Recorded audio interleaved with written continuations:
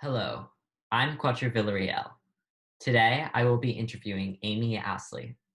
Amy is the editor-in-chief of Architectural Digest, one of the most influential people in the world of journalism, and above all, the mother of one of my best friends.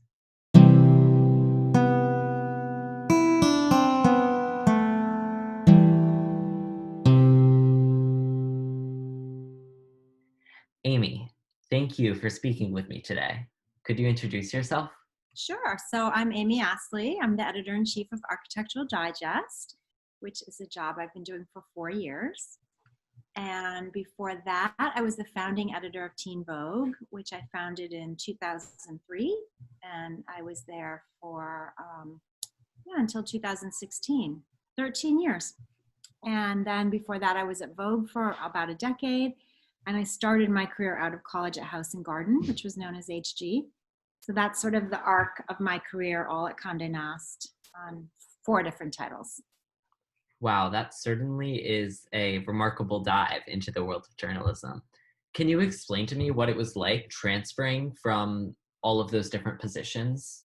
So when I got out of college, I was an English major, and I always loved writing. I always loved storytelling, and I was drawn to magazines because it felt like a kind of storytelling that I felt like I would be good at, which is really putting words and pictures together. To me, that's a magazine. The words and the pictures working in harmony to tell the story. I had a sense that that was the right way for me to mix my love of words and storytelling with visuals. I started at HG House and Garden in the very late 80s. It was sort of a time when the 90s were not great in the economy, and there weren't a ton of jobs, but I did land the job at HG, and I was editor-in-chief's assistant. So I started at the bottom, and now I'm here. I started at the bottom. Now the whole gang's here. Yeah. I'm going to quote Drake a little bit because he's my last. Yeah, of course. The ironic thing is that my boss, Cy Newhouse, is famous in the world of journalism. He owns Condé Nast. He bought Architectural Digest, which was based in Los Angeles. So he bought AD. It was a better business commercially than House and Garden. He closed House and Garden. I was probably like 25 years old, out of a job because of AD, and now I run AD.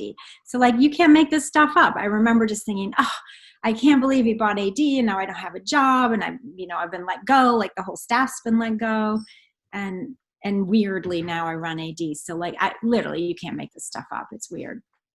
That's incredible. And what you said about pictures and words sort of coming together to create a magazine to ultimately tell a story is so compelling to me, because that art form is definitely in itself very, very powerful in storytelling and very approachable for so many Americans. So did you always know you wanted to be a journalist?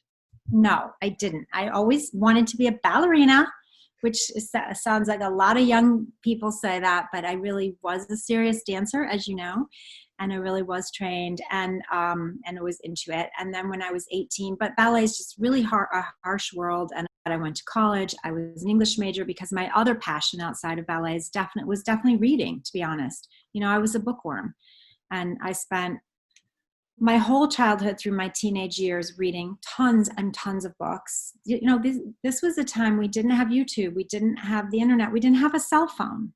And the kind of magazines I've worked on, Vogue, House and Garden, AD, even Teen Vogue, very much about creating a mood, creating a world, an alternate reality from the real reality, which was really attractive to me. Maybe partly because I grew up in a small town in Michigan, and I found books and also magazines a portal to another world. And that's definitely what drew me into magazines and that kind of journalism that I do, which I ultimately call it Cuatro style journalism.